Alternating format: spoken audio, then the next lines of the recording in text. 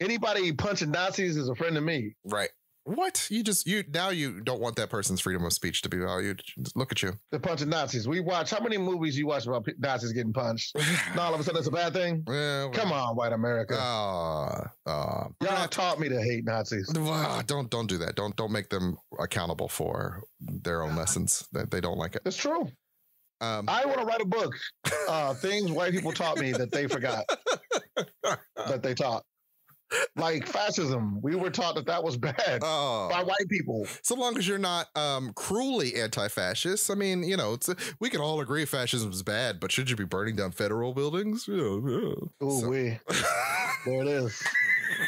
There it is. It's only bad when somebody you don't like is doing it. Disagree is doing it. Yes. Stop them. Otherwise, they're going to take over. They're burning down the country. They're just ravaging the land like the Uruk-hai from Lord of the Rings. Right. This isn't even what the conversation is about. We're on a different string again.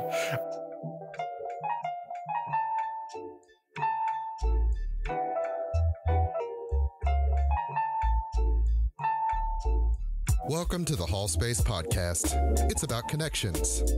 I'm your host, Dr. Rich Hall, and this is a weekly conversation about whatever and however I see to connect things. For people who want to connect, chat, and learn a thing or two about a thing or two. Without further ado, let's start the show.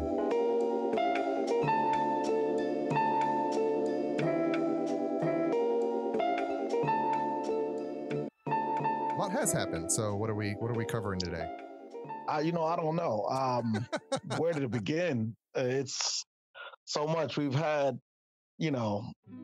politics. We've had two public meltdowns of our highly competent commander in chief. High IQ. Yeah. Stable genius. But it's we've got COVID, that's a thing. Yeah. I've been talking a lot about COVID, so I'd like to not do COVID for a little bit. Yeah, I know. What's funny, I think that's part of the American problem. Yeah. Like we kind of have this thing. We don't like talking about stuff we're like sick of. Yeah. So it's like, I'm just sick of talking about racism all the time. So, and none of us are immune to that, where we're just like, let's just quit talking about it. Right. Well, it's like, if we don't talk about it, it doesn't exist. Valid. Like Trump says, like if we don't do test, then it's like we're not even infected. Yeah. I mean, I think there's an element of a relentlessness to the discussion about it. I get it.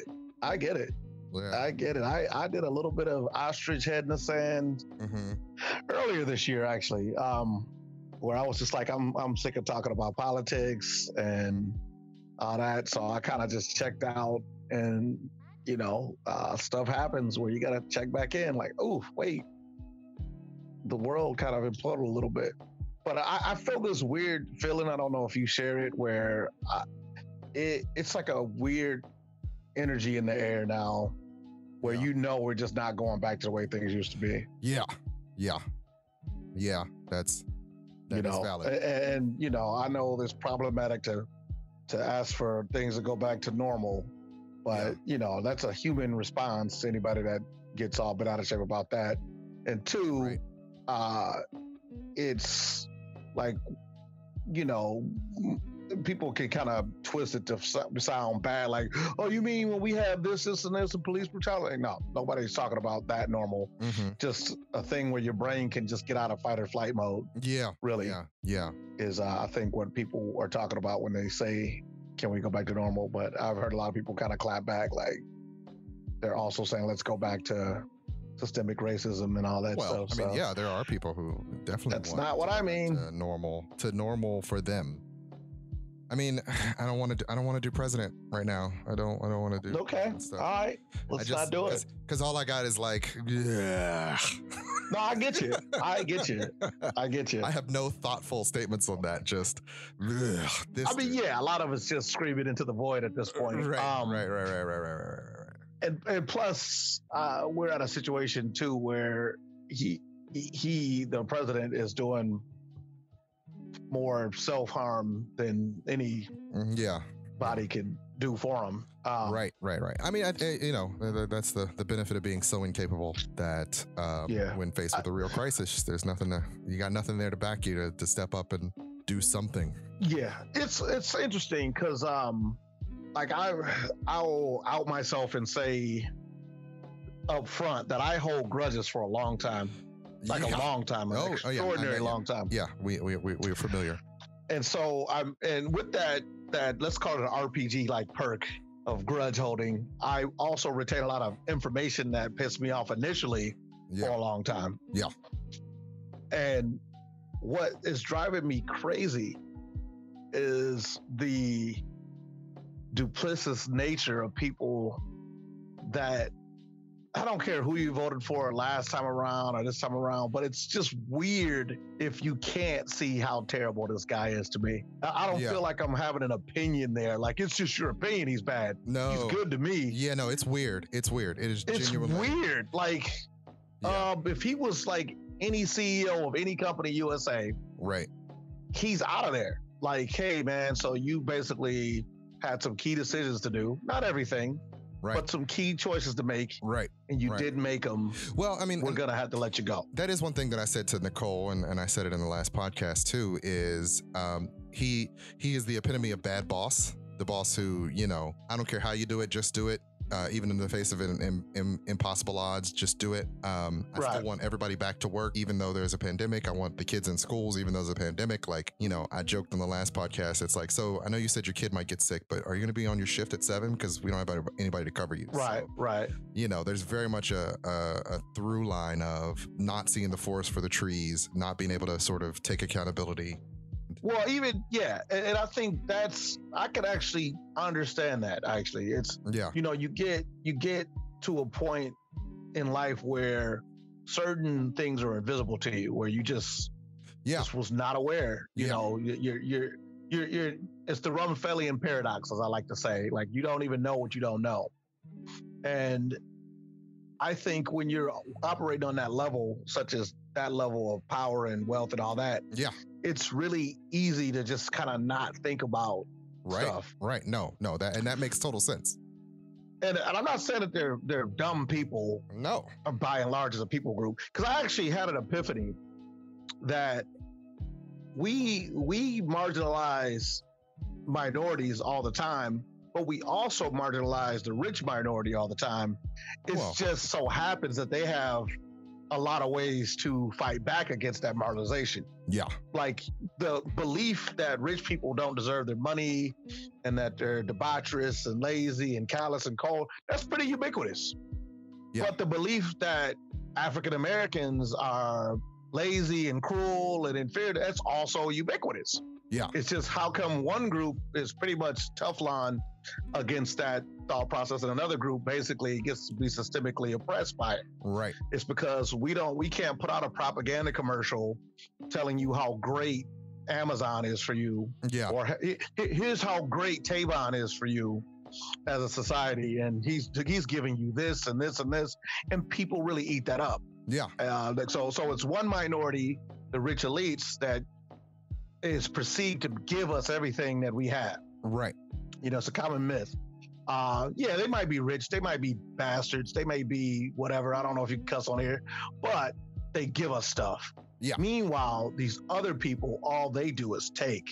And you can fill in the blanks, whether it's women, blacks, Mexicans, whatever. Yeah. They're takers and these guys give. So they get to have a little leeway in how they act as a minority.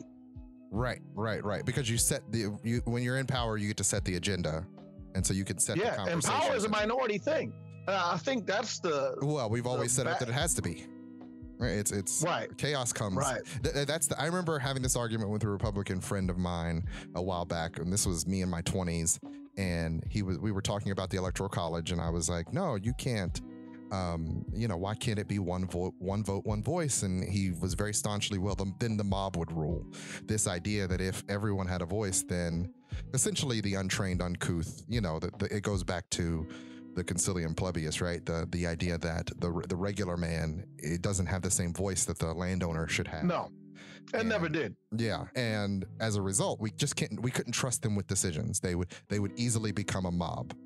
And I think a lot of that has been written out of the mythology of governance. Yeah, well, the mythology they used for to sure. say it. Yeah. They used to say it outright. Like we feel like people with means are more important and more enlightened than people without means. Yeah. Now, is there still a prejudice? Ooh, where'd that word come from? Prejudice. Nobody uses that anymore. We use racism for everything. Well, quit doing that, everybody. we all have a prejudice in modern times against poor people. Oh, absolutely. Absolutely. Now, I've kind of been on a one-man crusade to bring back the word bigot, prejudice, bias, and racist. Yeah. Because people have reduced everything down to racism. Yeah. Yeah. You know, so if a white man says, I prefer white women over black women, we go, that's racist. Like, no, that's a prejudice. Could be a prejudice. Yeah. Could be a bias, but it's definitely not racist. Now, if he said that he thinks black women are inferior to white women, that's racist. Yeah. You know, but the word has been misconstrued now to where if you say anything derogatory about another race group, people call you a racist. Yeah. And it's like, no, like, guys, we have words for this that we used to use. Yeah, yeah. And, you know, now we don't use them anymore and everything's been, you know, crunched down to that. Right. So, you know, there's been this ongoing prejudice against the poor for quite some time. Yeah. And it wasn't always that way. There's certain things that we think, oh, it's always been that way. But no, early Americans were not biased against the poor because there was too many of them. Right. You know, and so they made deals with the poor. That's what the founding fathers writing up the laws were all about. Like, hey, we're going to make deals. You're going to work our land. Right. And we're going to make deals to protect our stuff. Right. But we're also going to make sure you get something out of it. Yeah. Yeah. Right. Right. The capitalist, deal between the majority poor and the minority rich. Right. Right. And that there was a benefit going back to feudalism, right? There's a benefit to trusting the person at the top. Feudalism got outdone by mercantile. So one thing I also like to get into that a lot of people are really unaware of is that hierarchies it's like a game. Yeah. Paper, rock, scissors. Well, hierarchies are stronger than disruptions. Well, yeah. There is a tendency. And a lot of people don't know that. They think they can just disrupt a hierarchy and then it's just going to be different now. Well, no, hierarchies are very good at absorbing disruption. Well, because they have to be, because people trend towards normality, which is, you know, just like they do now. Yeah, civility or just like we were saying earlier. People, you know, I don't know if that's going to be on here, but people kind of want to go back to normacy, and hierarchies thrive in normacy. Right. Well, you build around a normal, right? Even if it means you're building on broken systems, that's the way we've done it. So that's the way we do it. And we need, you know, if you think about the human brain, like it needs schemas. It needs a sense of order. Like this is what to expect. And this is the pattern to follow to do what I need to do. That's a tricky word, order. Order is such a tricky word. But it's order, because it can mean anything to any number of people. But it's order because it makes sense to me. When you yell out law and order, it can mean like, yeah, we don't need people breaking laws. Yeah. Or it could mean like, why would you have to say law and order? Like, is it both, or can we have one without the other? Well, it's almost the law like leads to law order, and everybody needs to be in this. Yeah, the law leads to order, and without it, then we wouldn't have order. Right. You know, it has this kind of this dual, you know, Orwellian double speak of like, hey, we're going to put everybody back in their place. Yeah. And this isn't me conspiracy theory. People have seen it. They use the police force to make sure people stay in their place. Absolutely. Your place isn't out in the streets protesting. Your place is either shopping or working. Right. To protect property. And maybe person if we get to it. But I think that's another thing that's amazing to me is when you hear like who's going to protect you against, you know, being murdered or raped and all that good stuff. It's the police. They stop. They keep the hordes at bay. Terry, what are you trying to say? They keep and look the hordes. I'm gonna pull the. I got black friends. I got friends that are police officers. Right. I myself am ex-military, so I've served in uniform. I get it. To anybody out there that's like, oh, no, I'm not. Yeah. But what people don't realize is that these institutions are made up of people. Right. They're not monolithic. Right. But at the same time, they do fall prey to the same systemic problems that the rest of the country has. To the prejudices, as you were saying before. To the the isms. A lot of sexism in these institutions. Right, right. Well, built on patriarchy, right? And order that was built by patriarchy and, from a time when, white was right. And look, there was a time where might made right made sense. Yeah. But I was just telling my daughter that basically, since men ironically have invented ourselves for the most part, I mean, there's been inventions by women too. I don't want to get into that argument, but we've made inventions that pretty much made the industry need men less, like men specifically. Like, think of the things that need muscle power today. Yeah. Like, it needs you to be able to lift 200 pounds above your head today. Yeah. I hear you. Right? Like, that was our, because that's the number one thing you hear. Like, after all the static settles, it's men are stronger than women. Well, stronger and logical, right? I mean, those are the two. But really strength, though. Like, because even the dumb guy is going to kind of fall back on, he can crush a woman in his hands. He can lift, yeah. And it goes back to military strength. Yeah. Right. Yeah. Like, we need strong people, physical power. We don't even need that. We don't need like strong warriors. To win our wars anymore.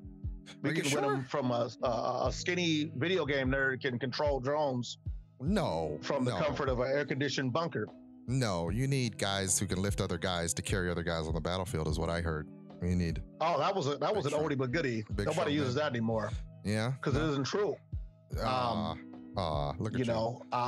It's fascinating how we've pretty much innovated ourselves out of being useful to society, other than these kind of made up norms. Well, as I said, we just moved the goalposts. What are you saying? we'll just shift those. I'll ask you. Yeah. Like, what distinguishes men from women? So that's interesting.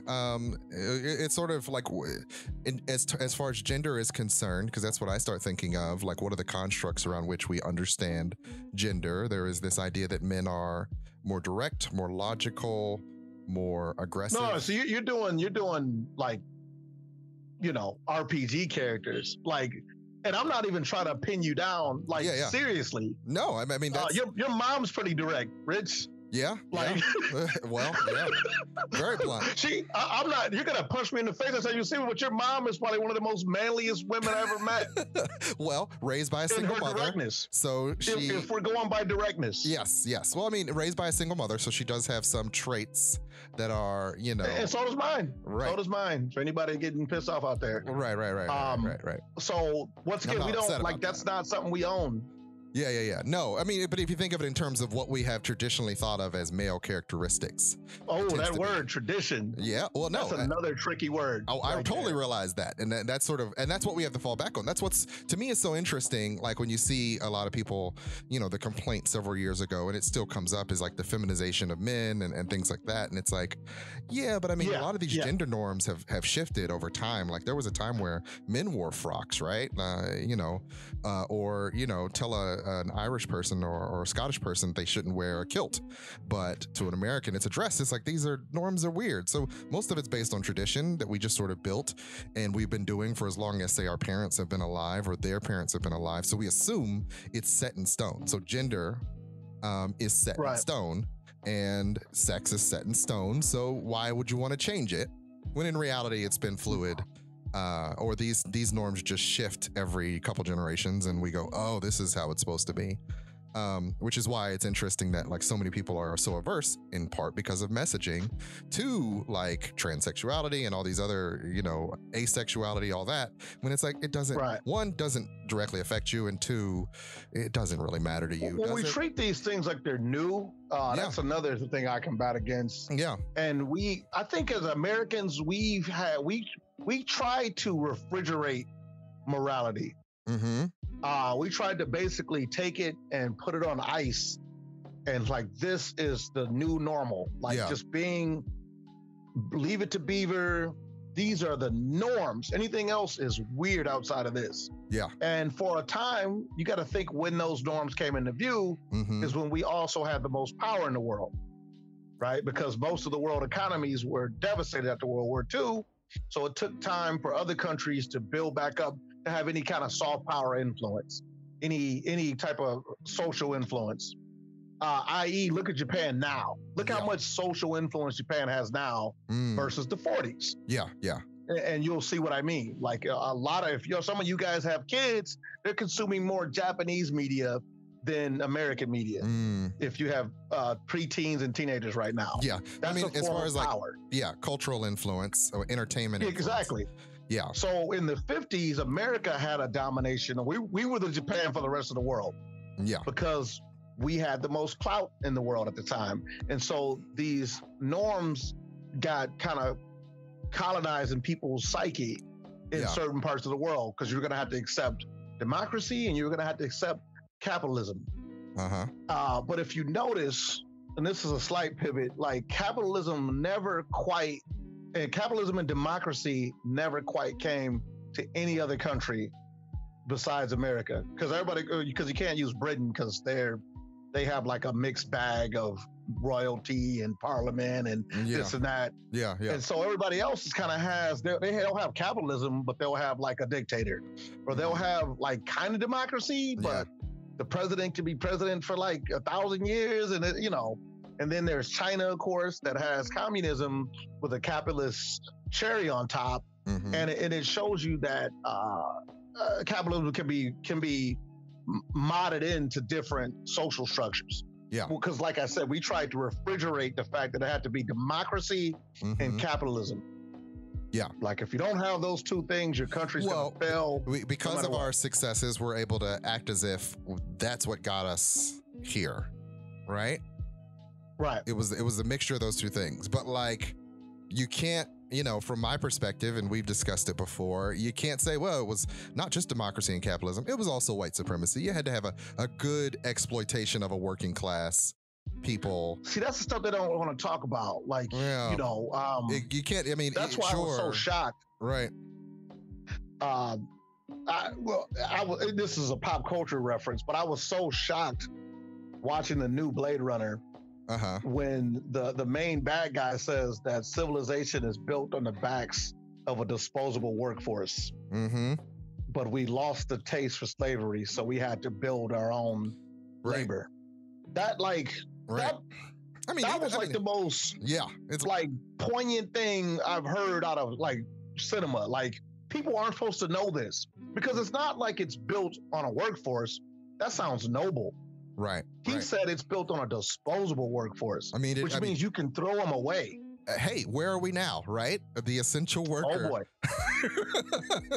Essential worker is the most expendable in our society. And we're totally like, we can't come up with any other way. We need people pushing that meat out. And even if that means they're also the most lazy. Yeah, historically. If you tie it to capitalism, they're essential, but they shouldn't be paid more. Because they shouldn't be paid more. If they wanted more, they'd either work harder, work smarter, get a better job, right? Well, I'm so glad you just throwing me all the t-ball, softball, buzzwords I love. Work harder. Yeah. Who works harder? You're telling me Jeff Bezos works harder than any other person. Jeff Bezos works harder than a waitress at Denny's. He works so much harder. Yes. Because he's smart. Because he's smart. Because he had the idea. He was able to manifest his destiny, Terry Huddleston. And am I saying that they should get paid the same?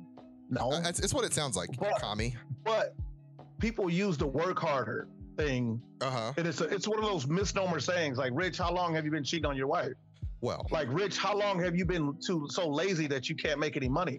Wow. That's what that phrase says. Like, hey, well, if you just work harder, egregious you'd have everything he has. Yeah.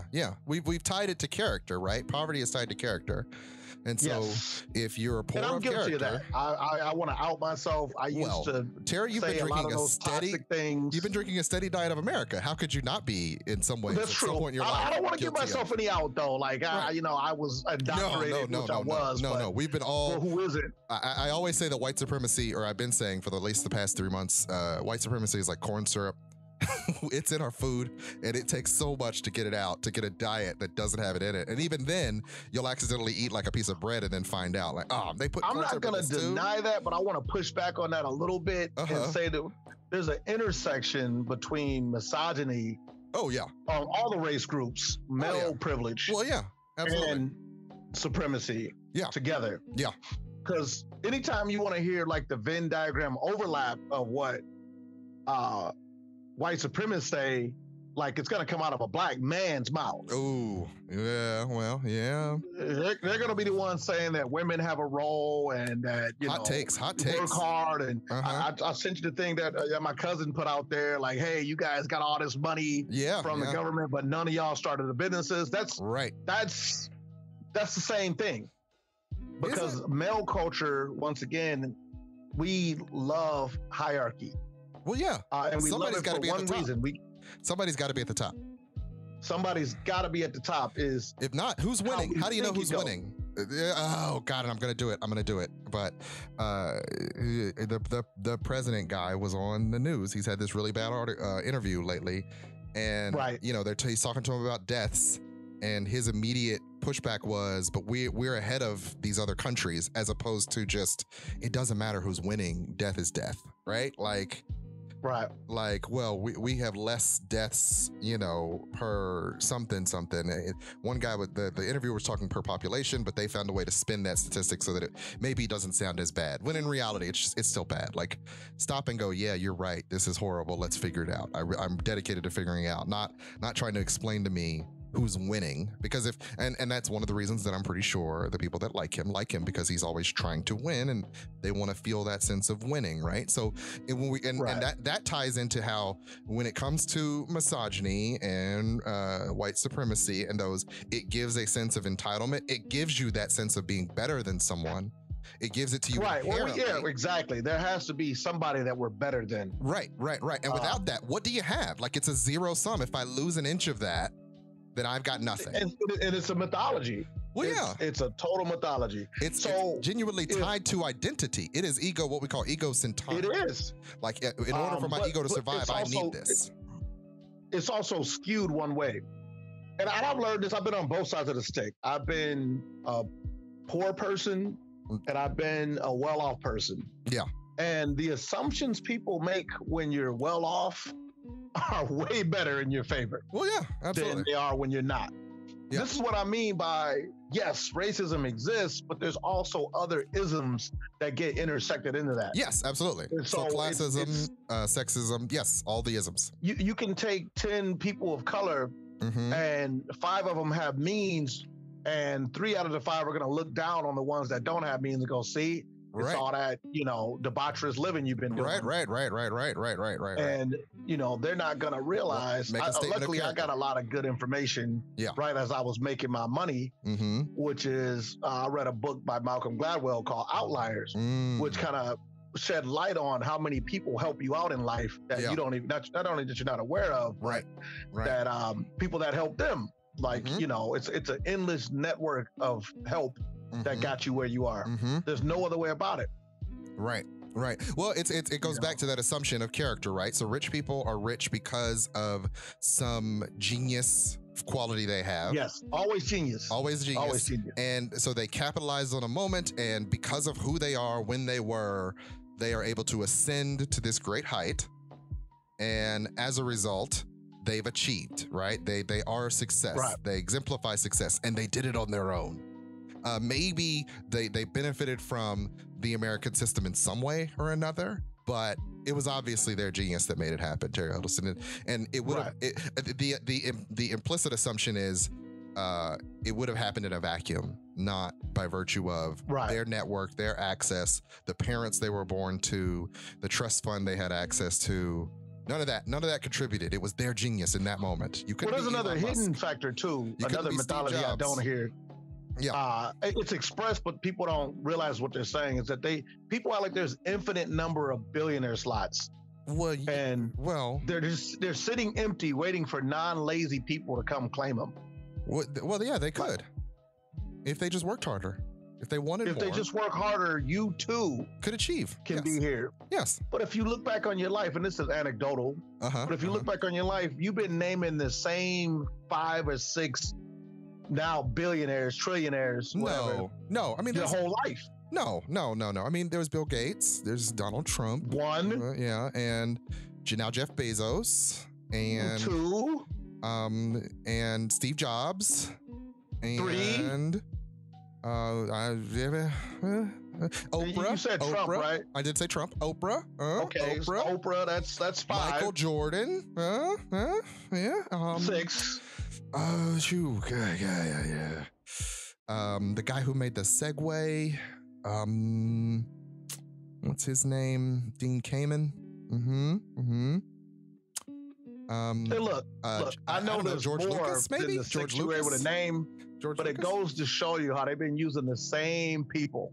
To make us all believe. You're using the word mythology, right? There's a mythology to it, right? It's essentially telling the story of Zeus. These people. Right. And Oprah, let's take Oprah. Oprah has an incredible story. Yeah.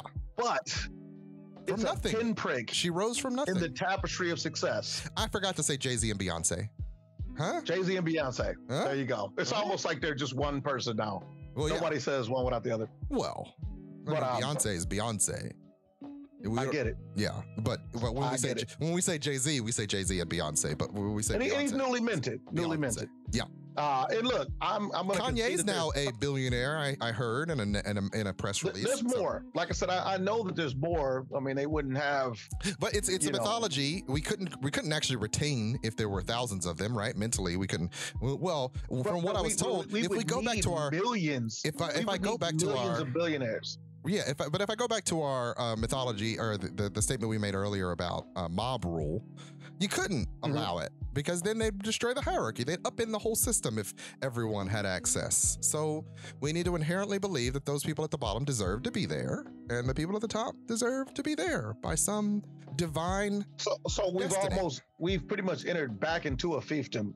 No, we're better than that. We're an advanced society. It just so happens that some people get born in the gutter and other people get born with a silver spoon in their mouth. And that just... So Jeff Bezos' kids are going to start down here with us?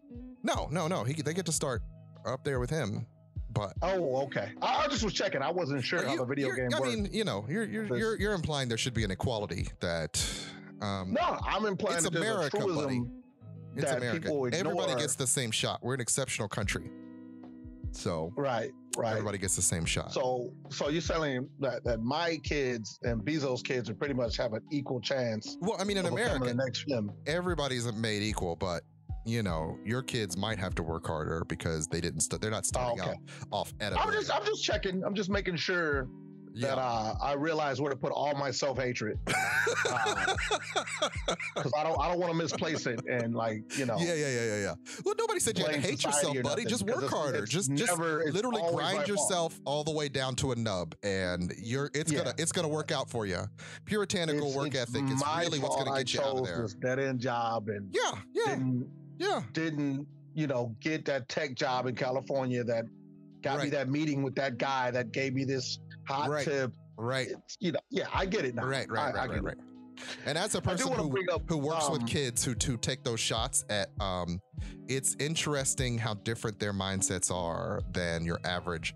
And here's the thing. It's the same pipe dream. It's the same, in many ways, there are direct parallels to talking to a young African-American boy who's pretty certain that if he can just get his drug game up, he's going to be set.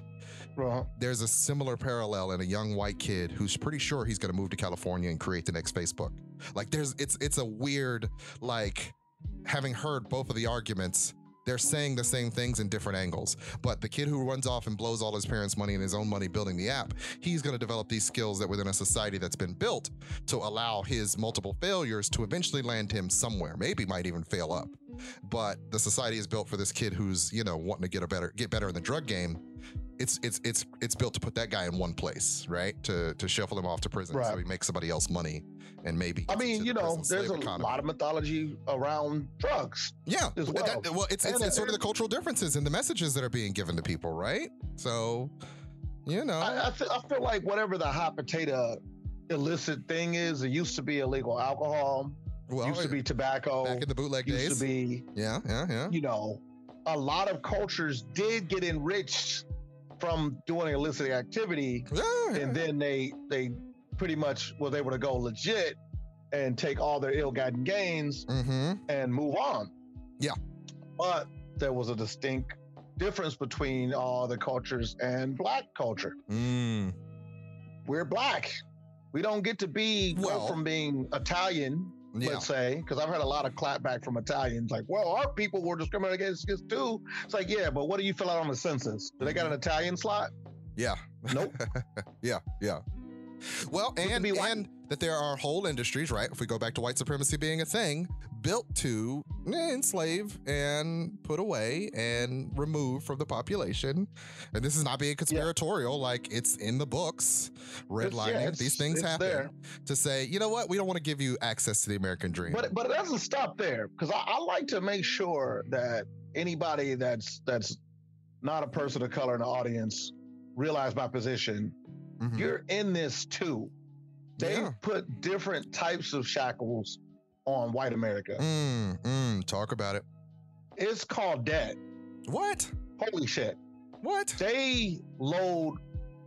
I mean, all Americans get put under the shackle, but yeah. Well, they fed you a dream, so in order to reach that dream, you got to take out a little bit of credit here and there and work hard to pay that thing off. I want anybody, even if you're a person of color or not, but really of not, to realize what I'm about to say, like absorb what I'm saying. It used to be, especially if you're in your 40s, you remember this time, you could go to high school, you get a high school diploma, long as your grades were decent, you could actually get a pretty awesome job. Well, a job that would lift you up 2 income levels. Now there's a tax on the middle class. If you're a middle class, white or Black, if you can make it up there, and you want to make sure your kids get a middle class job, you're gonna have to pay for that privilege. Yeah. Pay a pretty penny. A pretty penny. Yeah. And it almost nullifies the whole process. What? Because if your kids got to pay back the college loan, then the money they make is going to be negated.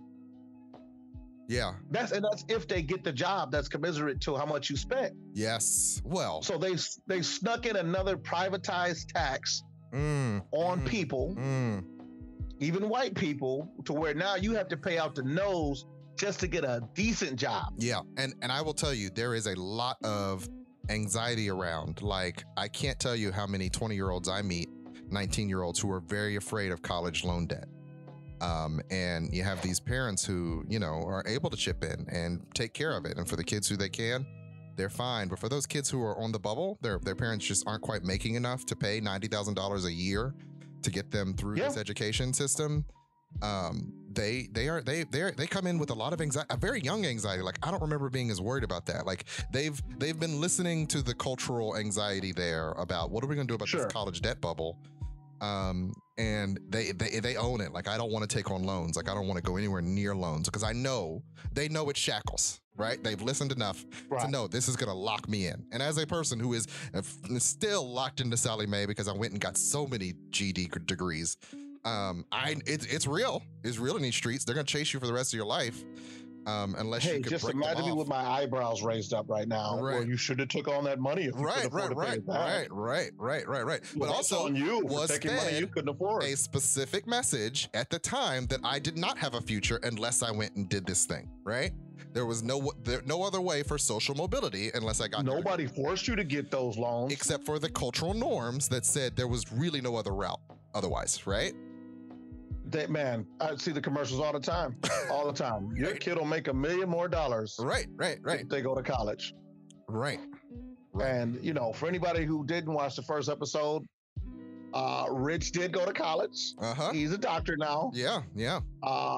I got some college degrees, but I got them through the military, so not quite the same. Hey, they're degrees, so they matter. A degree's a degree. Honestly, I actually forgot I had the degree. That's one of the benefits of the military, is that they've built in a system wherein, while you're here, go ahead and take some of this education off our hands. Well, they actually have it built into certain rankings. Right. They figured if you're this smart to get to this ranking, then here, have an associate's on us. Take some. You could be a substitute teacher. Take some credentials. Go ahead, take some credentials while you're here. Yeah. You know, it also benefits them. I can go harass my daughter at school one day. This is an investment. And so I realized two things. One, we have to stop and take a commercial break because capitalism. And also, we're going to loop back around and spend some more time talking about what we're talking about and hopefully find a way to tie off this thread. So I might have to do an introduction thing too. Yeah. I wasn't going to say that because I'm not sure how I'm going to cut up this episode. But yes, we're going to do an introduction because we did not do that. We kind of jumped right into it. So otherwise they're like, who is this pretentious guy with all these opinions? Views? Oh yeah. All these opinions. What is he talking about? All right. So we're taking a minute.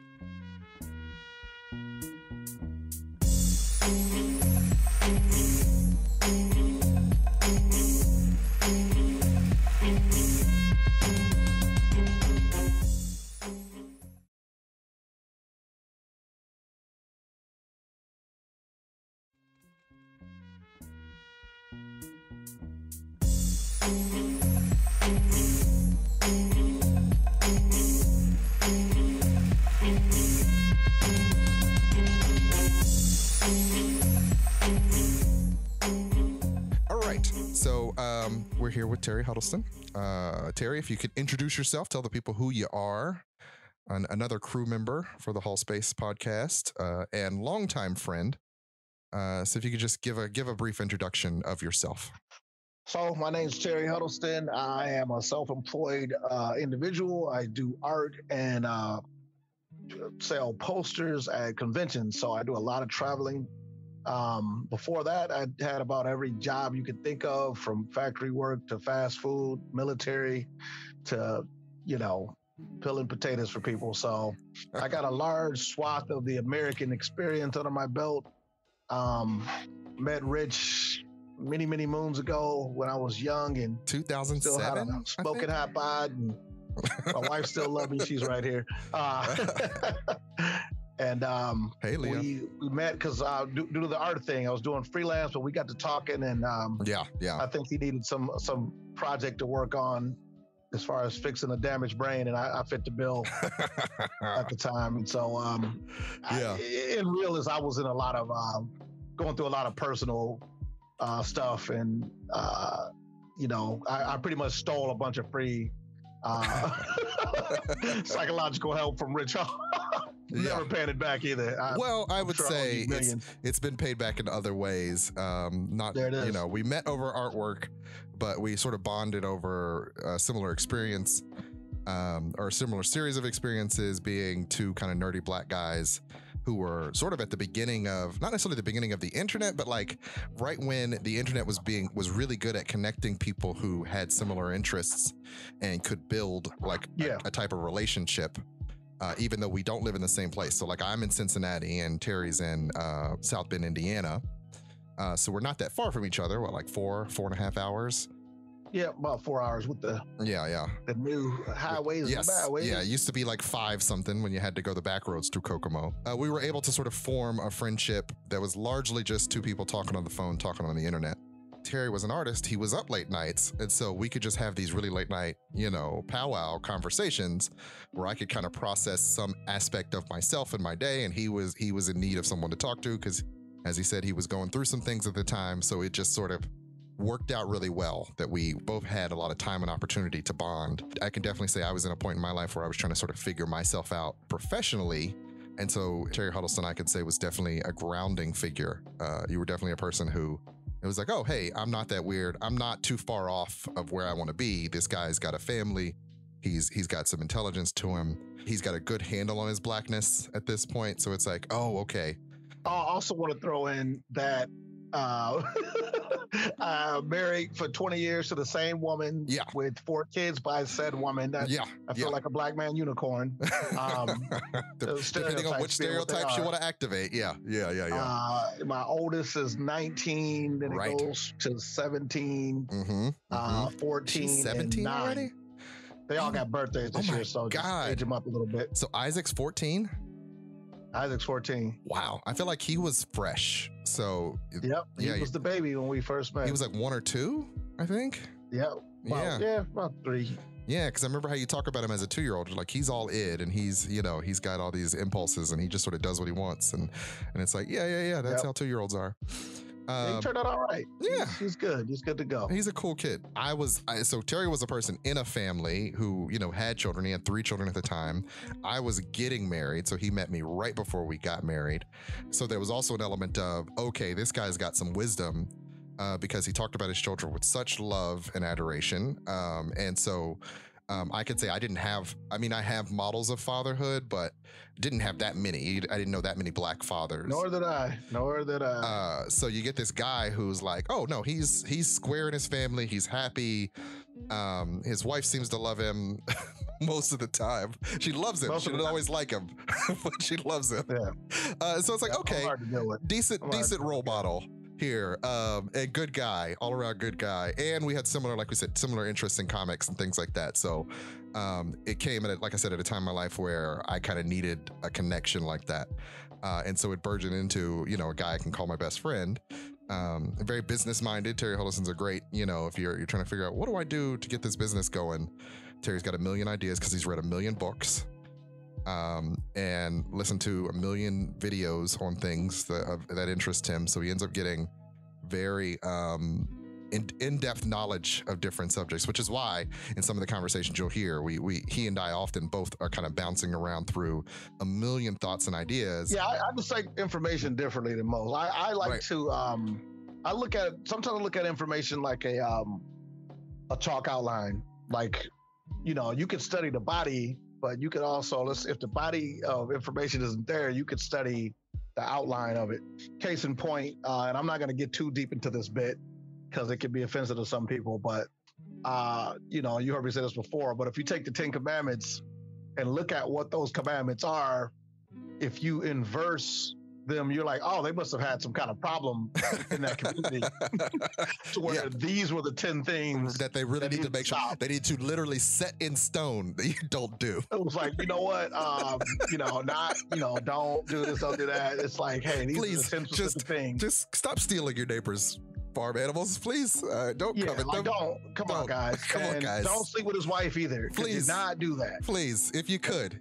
I don't know why we got to write this down, but I need to write it. We need to make sure. They did. Not only did they have to write it down, they had to put it in their sacred text. Yeah. He came down from the mountain with it. I mean, so so this is one of the reasons that Terry Huddleston and I get along, because I have a sense of humor that is a little blasphemous by virtue. So I'm a preacher's kid, that's been covered.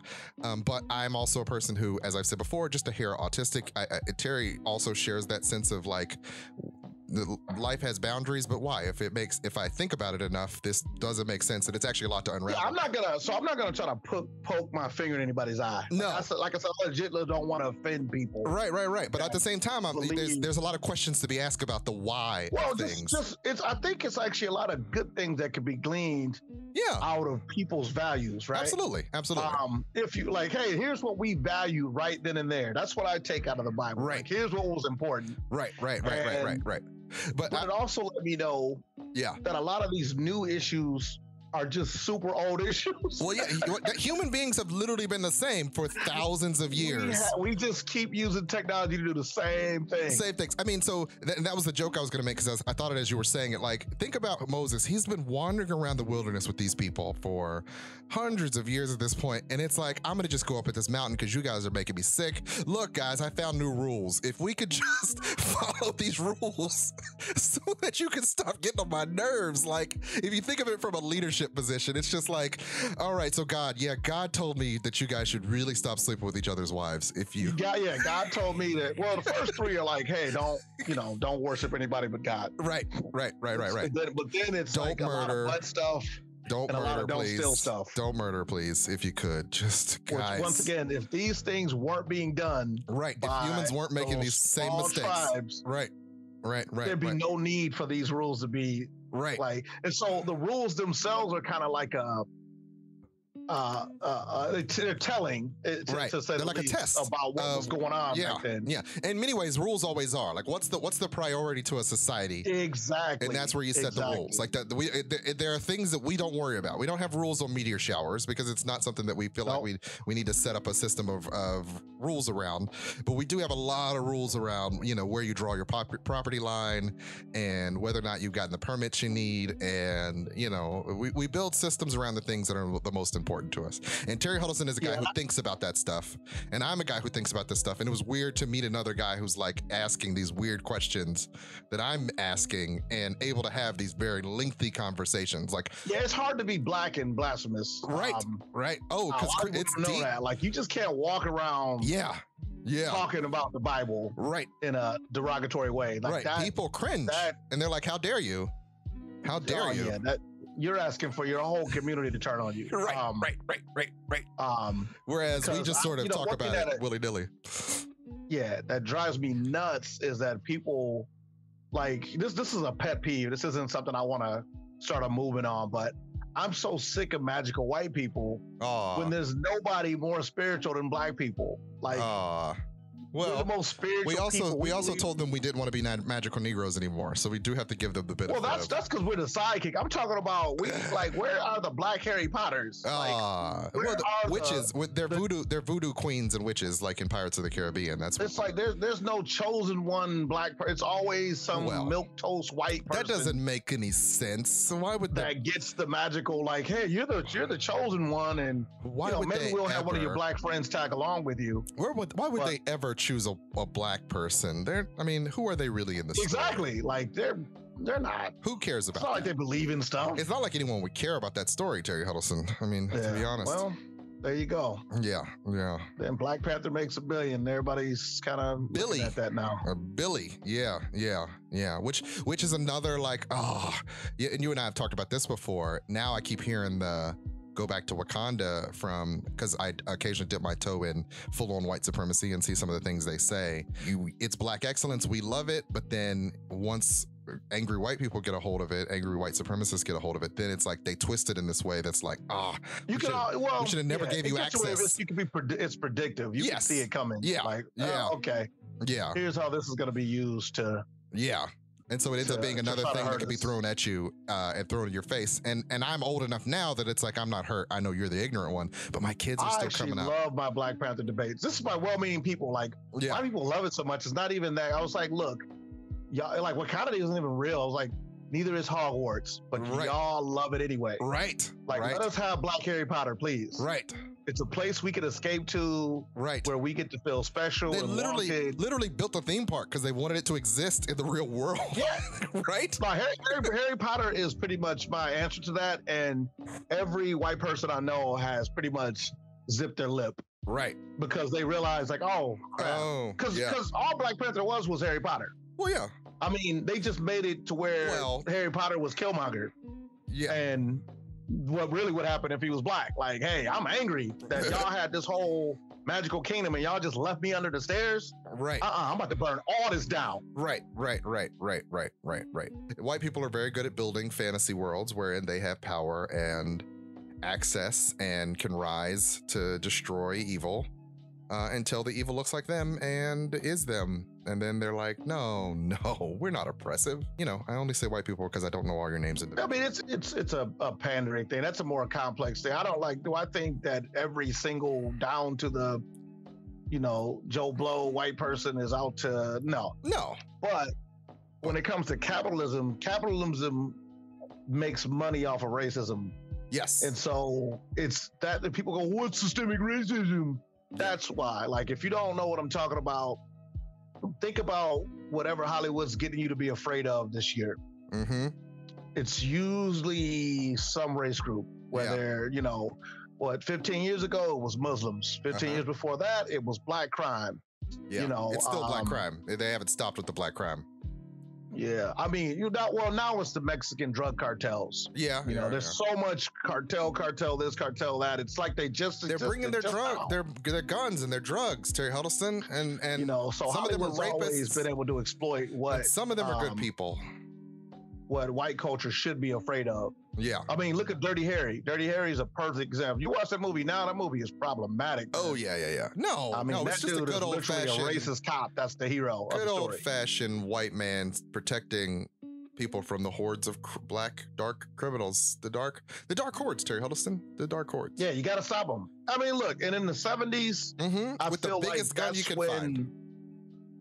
The fear of black crime definitely crescendo because of, New York was pretty much Chicago back then. And so people can go, New York, all that crime in New York. Yeah. And so much so when you go to New York for your first time, you're like, dude, where's all the crime at? Well, New York did Disneyfy itself over the last 20 years. I know it existed, but they've cleaned it up since. Oh, but yeah, it's kind of considerably. a reputation that stuck to them.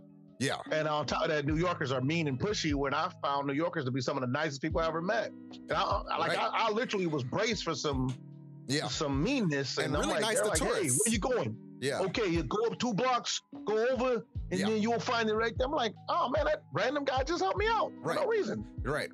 Some of them kind of love helping tourists. Like they're they're so used to us that they're like, yeah. Strangely enough, they're more people because they're so compressed against. They're so used other to people. Bodies. Right. As opposed to Midwesterners. They can't afford to have bubbles. Right. As opposed to Midwesterners who are like, oh wait, you're invading. Like, how dare you?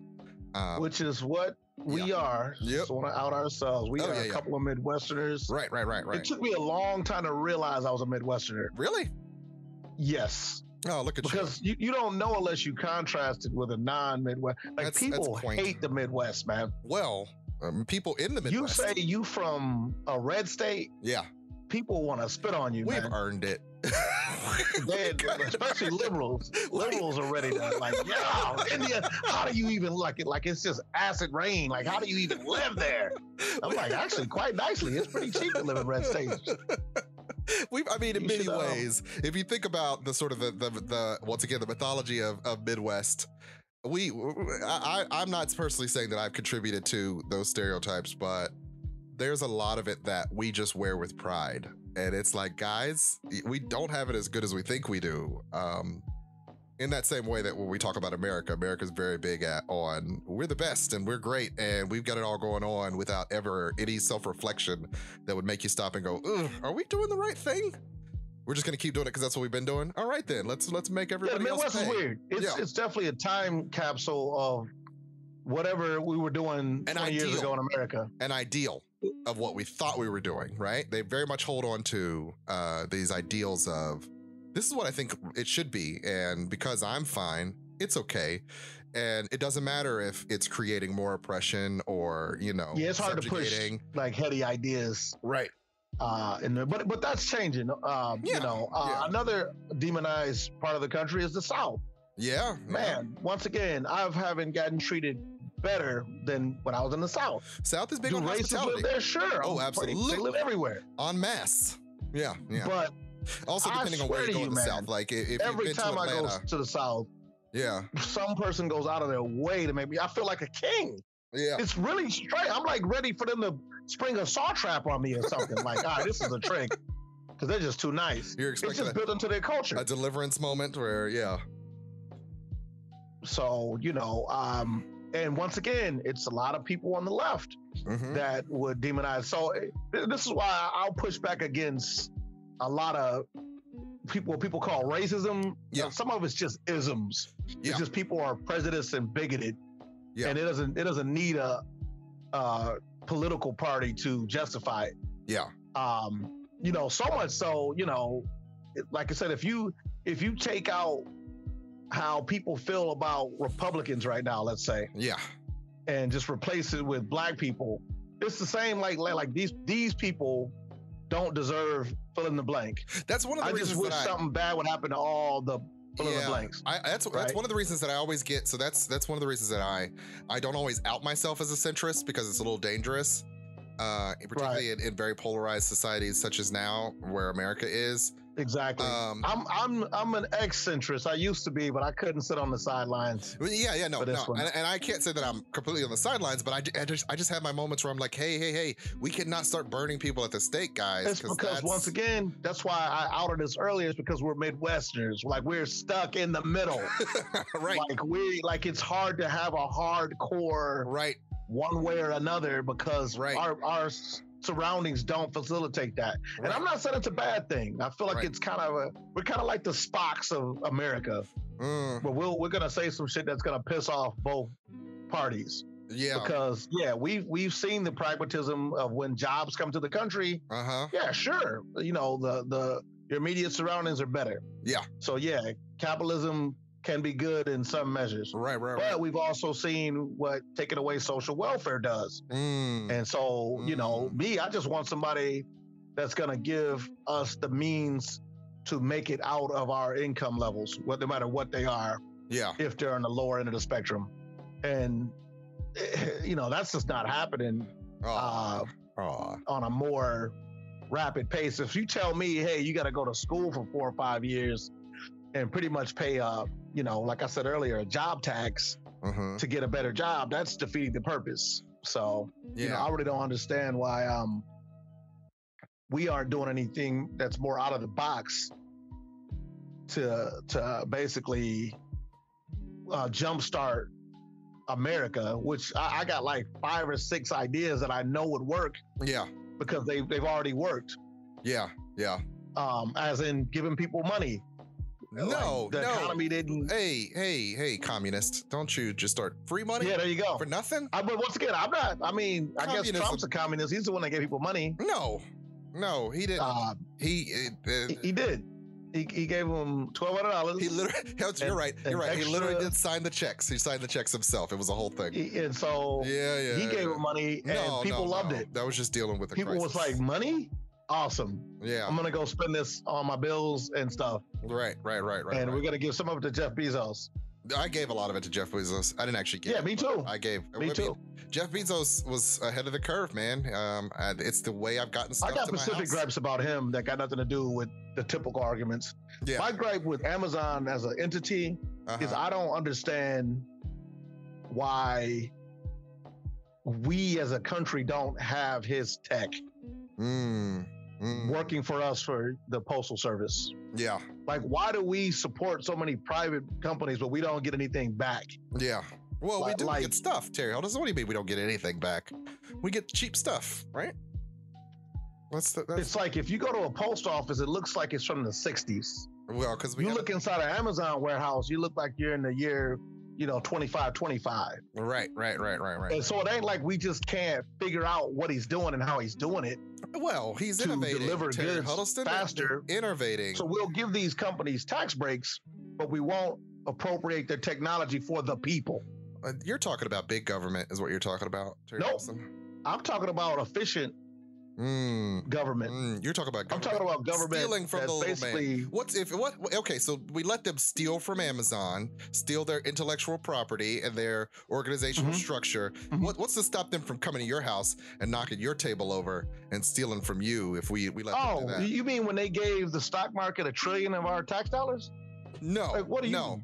No, I'm saying you're saying you want to just take from them and it's theirs. He deserves it. You mean the PPE money that these companies took from us? No. Like, what's kind of stealing you talking about? I'm talking about the stealing coming to my house and taking my money because they've already done that. No, they that would be stealing intellectual property, not the way the company runs. He deserves the money. But aren't we giving these companies money? I'm talking about the free money from the Fed, but we get nothing in return. Well, we get to keep the economy going, Terry Huddleston. Don't you want the economy to keep going if these businessmen take care of us? Yeah, we want the same thing. I think the United States Postal Service would be great for the economy if it was more efficient. No, the post office is an inefficient relic, and to be honest, we should just hand it over to a businessman. Businessmen really know how to run the country because they run successful businesses. So it boggles my mind that we have a military-industrial complex that enriches the private sector, but not the public sector. See what I'm saying? Yeah. Because a lot of that technology that a lot of these major companies are using, we've had this conversation off the phone, are NASA technology. What? Right? Like this whole signal we're on is from the satellites. The satellites that how did we get in space to be able to bounce signals around the world at light speed? Oh, wait a minute, NASA, that government program. gee, GPS. Wait a minute, huh? The internet. Wait a minute, that's also government tech. This is what I'm saying. Like we've lost the will. Privatized. It needed to be privatized. We privatized everything that was good about the public sector. And now, and all that does, when people go, we should privatize because it'll make it better, it just puts another tax on something that should be free. Limits access, which goes back to helping maintain the hierarchies, right? It does. Yeah. But what it should do, once again, like I told you with the 10 Commandments, I like to see the outline of the body. It lets me know that as a collective body, i.e. the government, we could actually do pretty innovative stuff for the people if we chose to do so, but we don't. But governments are bureaucratic. So we'll throw a bunch of money at our air quotes government. Yeah. But strangely enough, we don't expect any innovations in return. Yeah. We got to buy the innovations. Apple has to sell it back to us. Yeah. Well, they're better at it.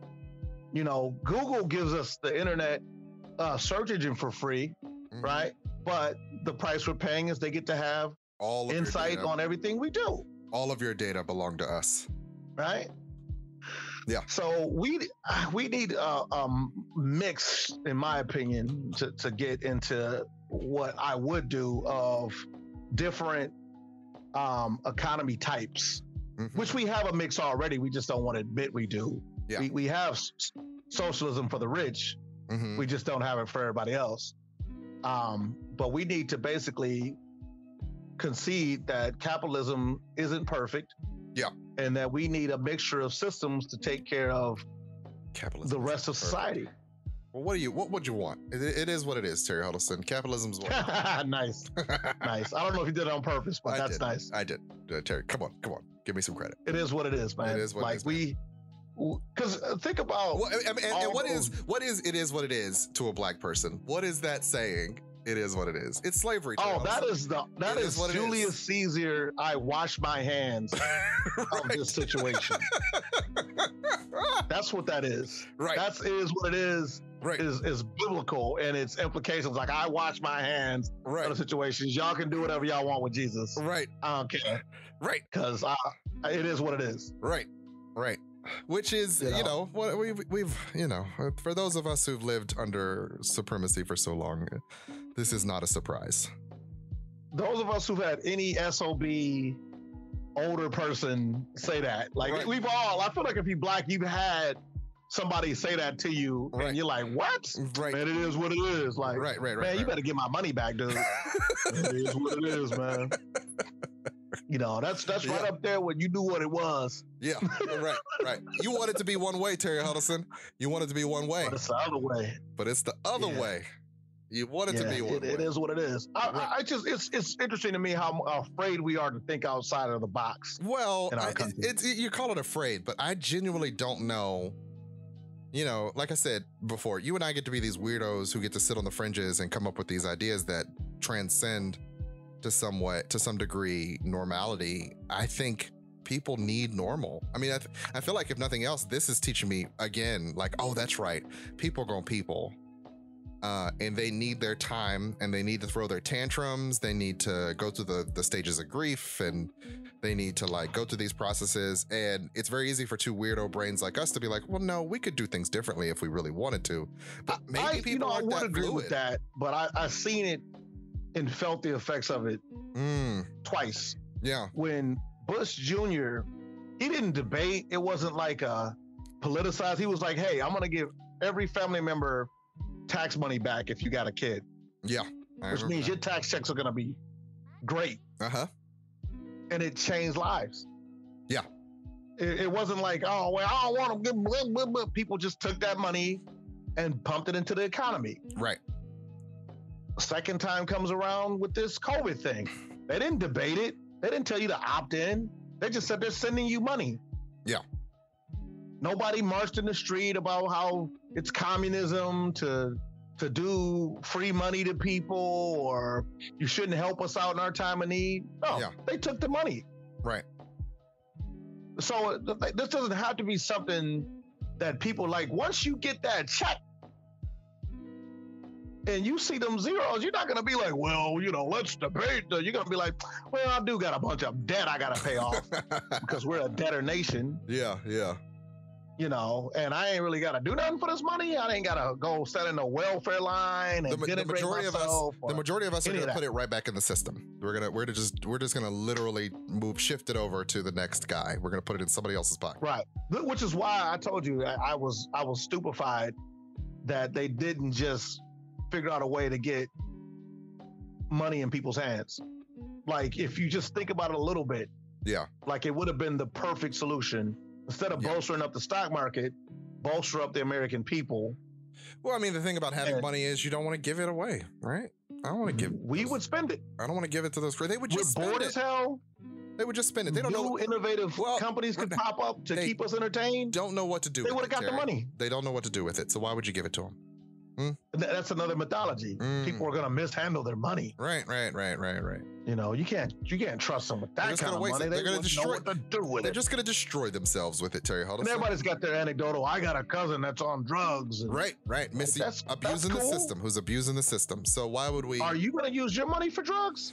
Maybe. I don't know. Don't judge me. Because extrapolate you times a million, right? Like, it's easy to point out the nefarious criminal. Well, yeah. But nobody looks at people that are more like them. Right. Like, well, I do something good with it. Like, how come that can't be your litmus test? How much good people would do with the money other than that one anecdotal story you got of the person that'll do something bad with it. It's a weird type of thing we have in America. I said this before in a conversation that we're Puritans and perverts at the same time. Yeah. And so it meshes together well because we can always imagine some perverse shit that somebody's gonna do. Well, yeah, right. We're really good at everybody who's not me is just gonna do. Everybody that's things. Not me is an extreme criminal. Yeah, makes sense. They're extremely racist. They're extremely sexist. They're extremely everything. Yeah. If they're not me, that's right. As a matter of fact, it goes downhill fast. The further it goes for people that I know by monkey sphere, which is the number of people that your brain could collectively recognize as people. Right. It goes down even further. Like, I don't know what those people are into. It goes back what I said before. The rich have all the same bad minority traits that minorities get, but they also get to defend themselves with all their massive amounts of resources. Right. Well. And so people can still know. They know the rich people ripping them off, right? Yeah. They can get proof of it. But it's like, well, they're rich people though. Like it's what they do. Yeah. Right. And we don't police it. No, why would we? Because how even would we? Why would we? They have all the money and the power. I mean, how many Wall Street perp walks have you seen? You wouldn't want to inconvenience them, Terry Huddleston, to be honest. I mean, they got important stuff. Have you seen Bernie Madoff? How many people from Wall Street are just getting perp walked every other day? Important stuff to do, Terry Huddleston. You don't want to stop them, right? And so I remember working when I worked at the orphanage, and I remember I don't remember why they were there, but I was dealing with some kids, and these white men came in suits, and I think they were, in retrospect, probably not shareholders, but like the board of of people who ran the orphanage. And the kids got wide-eyed at first, and then they just went back to doing their thing because to them this was a weird anomaly. But for me, born and raised, lower middle class, it was like white men in suits in the room, step up your game. And I remember after the white men in suits left, I was like, hey guys, when white men in suits are around, you might want to act right. And it's interesting, as you say some of these things, I'm thinking in terms of, like I was trained to automatically snap to when these symbols of power are present, and my clients at the time had no frame of reference for that, so they just sort of went back to who they were. Whereas my value system, as I was taught, was no, show them your best and brightest because that's what they expect. And so it to me, it sort of speaks to this. Once again, there's this mythology we have about whiteness and wealth and power that they command respect just for being there. It is their destiny. But if a black man had walked in a tank top, I'd have been like, oh, hey, what you doing here, dude? You know what I mean? Like I wouldn't have done the same. Oh, hey, I'm not going to bother them. I'm going to let them, walk about and because they've got all the symbols of power that tell me that they deserve to be here and probably command respect. So yeah. Complicit. I'm complicit. Well, it's in the also system, this thing in your back of your head that okay, they'll also maybe give me that ladder I need to get out of my station. I'm complicit, Terry Huddleston, in the capitalist system that oppresses me. We've all done it. I mean, I feel like very few media has dealt with the journey you go through as a person of color. Of you try to wash it off. You try to scrub it down. You spend your first 20 years trying to basically just be a person. Yeah. Very which much. It's not necessarily trying to be white. You just want to I just want to be a person like white people. Yes. It's like they get to be people. Right. It's like he's a funny person. He's an interesting person. Right. But they never get to be this, they're white people.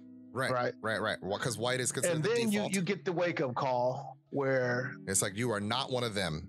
Don't act like it. Where you get the, hey, you know what, man? You're never going to get to this level of clarity because... Yeah. Well, look at you. Well, yeah. What are you doing here? The microaggressions. That hurts. Mm-hmm.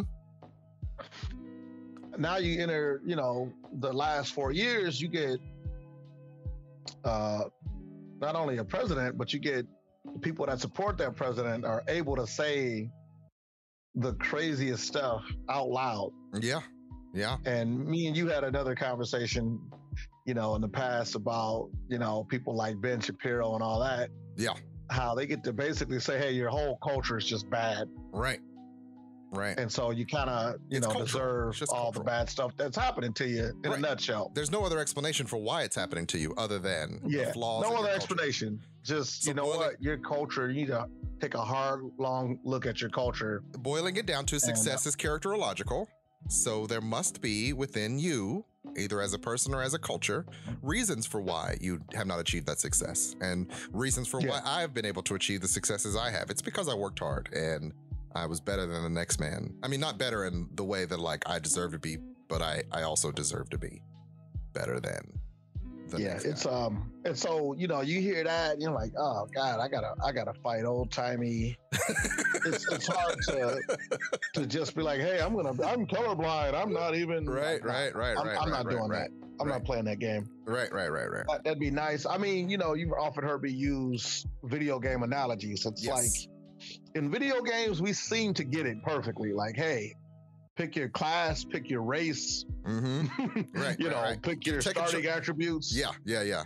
Well, nobody's going, hey, this is, that's bullshit that orcs get discriminated against in the capital city. Yeah, no. They know what's up, right? Yeah. Well, we as people of color, we know, shit. We get taught by playing the game, all right, I'm never going to have these certain perks. Right. And I can get them, but I'm going to have to grind really hard to get them. So what's funny is you say we, not all of us get that message. Some of us believe the lies and drink the Kool-Aid. And it's interesting that we're doing it to ourselves. And so why not be better? And if we be better, then they won't bother you, right? They never bother you. Yeah. Crazy world. Like I said before, man, I just wish there was more slots for success. Yeah. That we can all plug into, but since we can't, I feel like we just got to quit lying to ourselves. That's the nutshell thing. If anybody's still here at this point, listening to this. Well, we have come around the bend, so we do need to get into the wrap up sort of part of this conversation on an hour. But yes, no, I'll agree with that sentiment. I mean, within it is a certain amount of American individualism with a need for understanding the collective. Sure, I get that. You got to make your own way. I think there's a benefit to, building an internal sense of self-efficacy, because if you cannot shield yourself from the slings and arrows of these isms that will be placed upon you, then you are going to find yourself really just sort of in the muck all the time. It's depressive because it's implied that there is no sense of control. And while in some ways control is a myth, in other ways you can develop a sense of internal control. And once again, that's also based on, I will say this, probably the best system that I've been a part of, and I know this could be controversial, but I'm not meaning it that way, is the military system. You always go back to the military system because it's a pure meritocracy than the rest of America, or even a job. Because if you can prove that you're good at what you do, you can test to basically, once you got your time in rank, to get a higher station. And there's some politics in it, don't get me wrong, at certain ranks. But the cool thing is, for the most part, the people that got where they got deserve to be there. Like, you can't cheat your way or use nefarious means or nepotism. You might be able to play politics a little bit. I mean, or but on top of that, with the American system, we're soldiers too in the civilian sector, except they want us to fight with our pocketbooks. Whereas in the military, we're soldiers, but they supply us with guns, bullets, uniforms, vehicles, everything we need to win the fight. They supply to us. They even give us money for housing, for food. If you're married, you get even more money. But then you go into the civilian sector, and it's ass backwards. You're on your own. It's like, hey, we're not going to give you any type of help to help you win the war.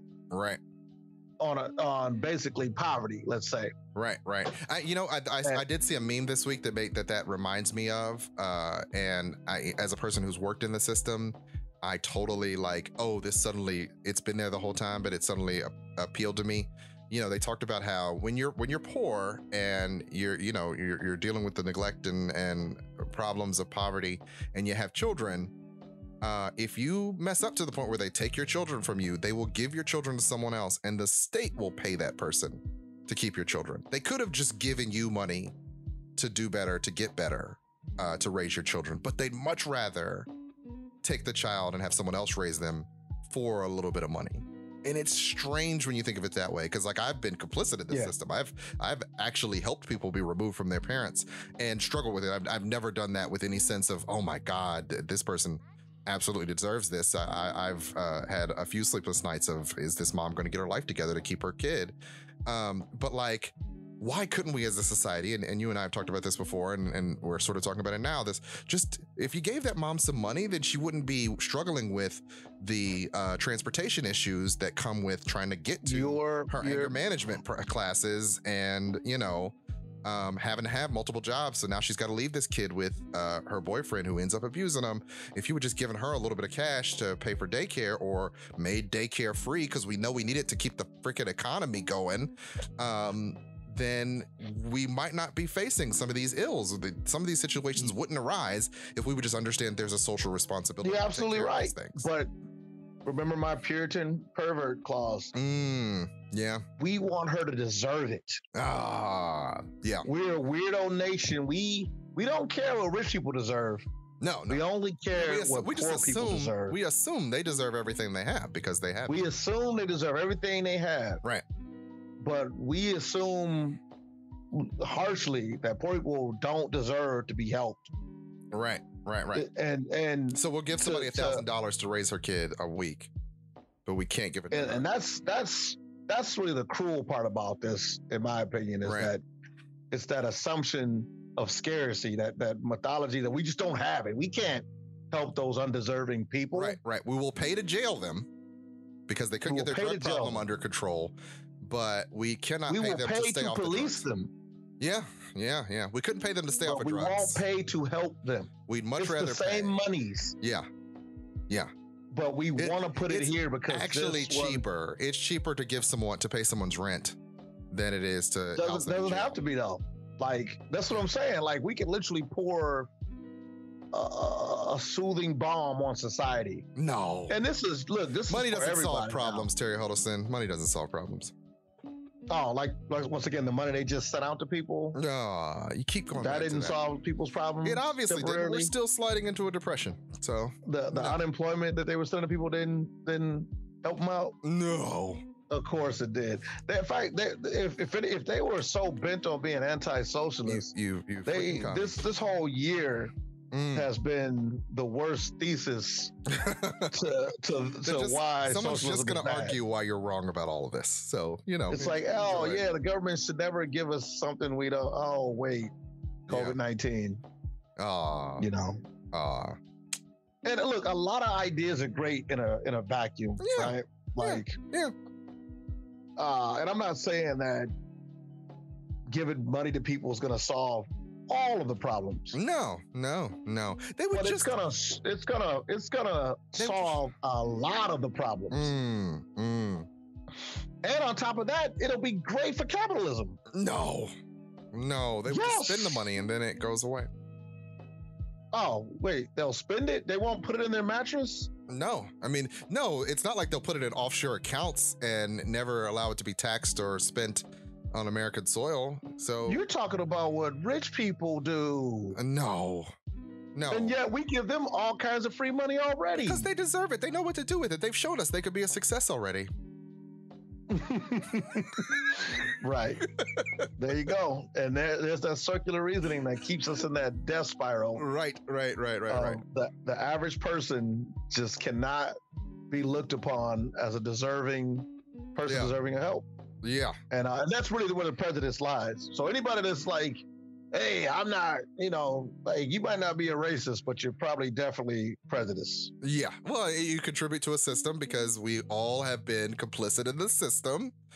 And it's hard. It's hard because if you boil racism down to hateful acts, then it's very easy to say, I've never done anything hateful. But if you boil it down to, have you ever contributed to the oppression of a person or a judgment of a person or a criticism based on stereotypes, then probably. I mean, come on, we've all done it. We can't escape it.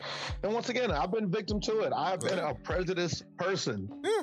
Lord knows I have. I've been racist. Yeah. 9/11 happens.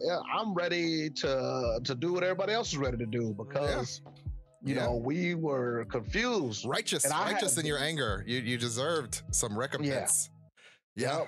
And I got the man on TV telling me these people want to hurt us because of our freedom and religion and all that. I'm like, let's roll. We never did anything to those people. Why would they attack us except for all the bad things we did to them? Then except for the constant just like with everything, I made the mistake of looking into it a little bit. Oh, how dare you? And I'm like, oh God, reading does it again. We've been Swiss cheese in the Middle East for a long time. Manifest destiny, Terry Huddleston. If we were on the side, we were always on the side of right. Yikes. Always on the side of right. What's crazy is how many people don't really know our true history with the Middle East. How many people want to know, Terry Huddleston? They don't really want it. It's better because I've had people to this day that look. Which goes back to Muslim culture, that American sense of wanting to put your head in the sand. We were obviously right because we've come so far and done so much. And all we needed was a pandemic to show us that maybe it was all a house of cards. What's crazy, if you look into it just even a little bit, the terrorists were using Western philosophy. They were using Sartre and all those guys as a rallying cry. Yeah. And trying to merge it with Islam. People go, oh, it's Islam. I'm like, nah, it's actually the revolutionary thought for Western civilization that you hold so dear. That led to other countries going, well, let's do it with the Americans. Let's do a tea party on them. Yeah, we would never. And it's just a weird mutated version of it. It's almost as if you're saying that America, which once overthrew imperialists, eventually lived long enough to become imperialists.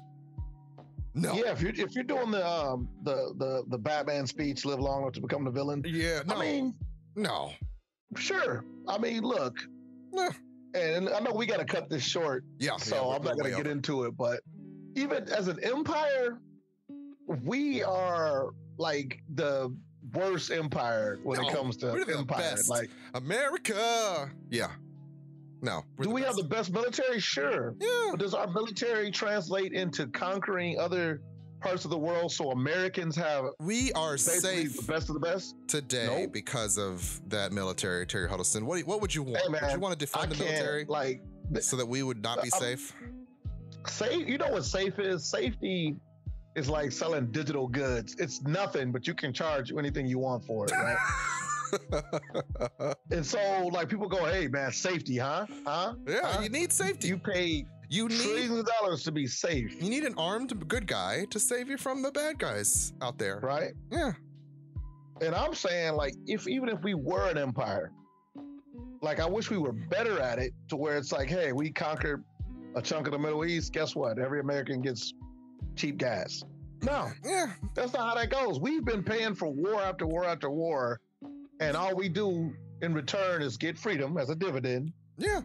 I'm doing capitalism here. And then we get to pay more. Our privilege is just to be able to pay in more to the system that gives us less and less in return.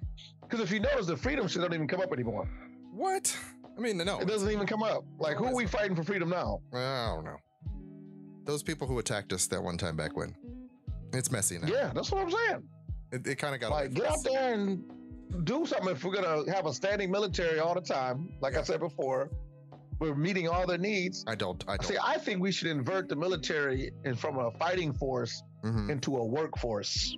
Well, it's been done before, right? That was New Deal America. It's been done before. Yeah. Take that same organizing principle of the military and basically rebuild America's infrastructure. Yeah. I mean, God knows it needs it. Because all the skills are in the service.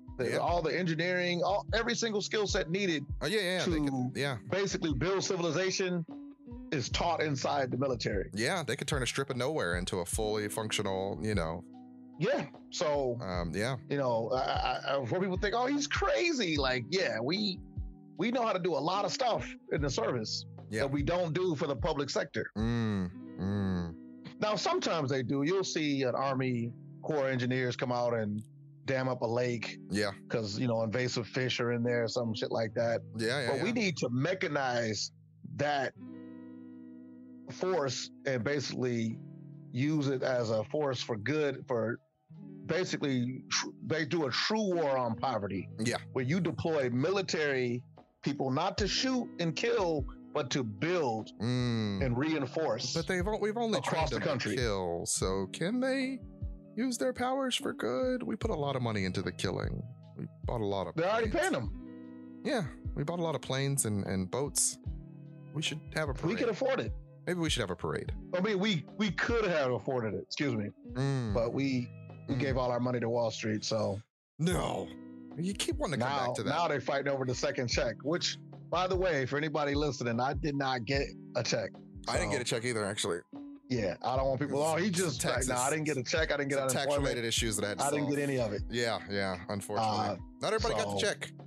And maybe that's why you're so bitter. That explains it, ladies and gentlemen. Terry there you go. No, I'm not even bitter. I just was making a lot of money when people were getting those checks. Yeah. Like I said, like I was seeing direct, like, hey, people were telling me, like, man, when I get my check, yeah, I'm going to buy something from you. Right. Nice. And so, give more people checks is what I say. Right. Because the money will basically get disseminated in the bottom of the pyramid and work its way back up slowly. Yeah, no, they want that money directly. They would much rather those people give them money directly. They have interests to protect, Terry Huddleston. So we have to protect them. It's weird, man. We would hate for them to be up there alone and feel unprotected and unheard. They have money. They should be heard. So I think we've covered blasphemy a little bit. We've covered classism. We still got so many more. I guess that'll be it'll be a future. Right. So much to cover. If they'll have me back. I don't know how much enraged your audience is going to be. Yeah. Did we go full Marxist in this conversation? I don't think we did. We went Marxist light. Yeah. Because like I said, I don't think it just we need different biomes of economic systems. Yeah. No. Just like we experiment. Laissez-faire capitalism for the win, Terry Huddleston. Laissez-faire.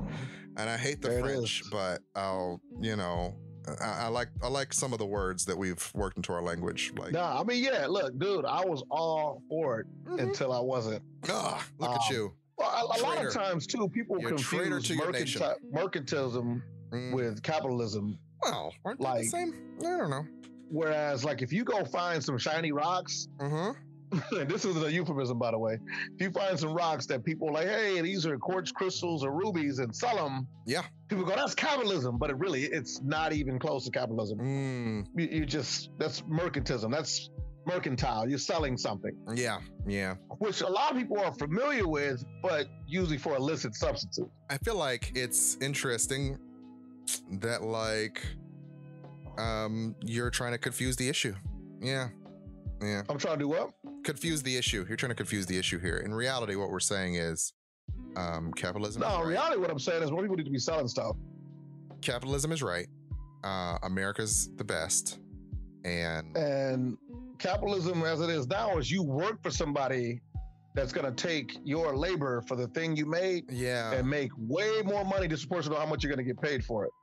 It's the best. It's gotten us so far, and America's the best, and there's nothing that needs to be changed. So I think we solved it. I think we've gotten to the bottom of it.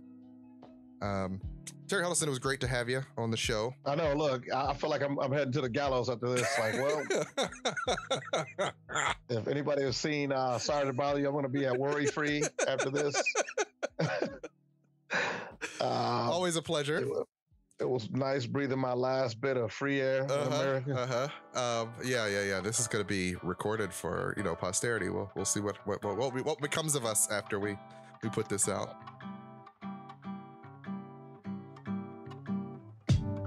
The Hallspace podcast is brought to you by Hall Productions, LLC. Show notes and credits can be found on our webpage, thehallspacepodcast.com. Any questions, comments, or concerns can be sent to us at thehallspace@gmail.com. The show is written by Daggerpin Davis. Music is curated by DJ Cabal. The show is produced by Chuck Jones and recorded at Slash and Trash Studios. If you like what you hear, please be sure to like, share, and subscribe. And I hope you all have a good week.